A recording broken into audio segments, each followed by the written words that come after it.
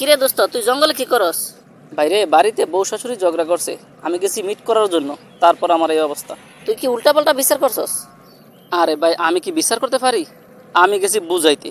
কেমনে বুঝাইছো যে তোর বুঝ মানে না? তাহলে শোন, আমি গেছি মারে বুঝাইতে। তারপর মা, ওই ছোট মানুষ, ওরে একটু বুঝাই নিয়েন। তোর বউরে বুঝাবো মানে তোর বউ দালালি করতে আইছো? তোর বউরে না বুঝাই তুই আমারে বুঝাইতে আইছো? হাই হাই, আমার পোলা শেষ। আমার পোলারে তাবিজ করছে। আমার এই পোলা আমার দিকে তাকায় কথা বলতে সাহস ছিল না। বিয়ার পরে সেই পোলা কি হয়ে গেছে? তারপর আরো কত কি।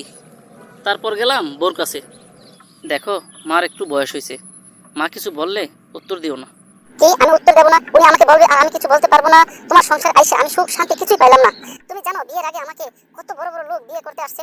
মন্ত্রী পোলা, পুলিশের পোলা, উকিলের পোলা, ডাক্তারের পোলা, কবিরাজের পোলা, না থুকু, কবিরাজের পোলা আসে নাই।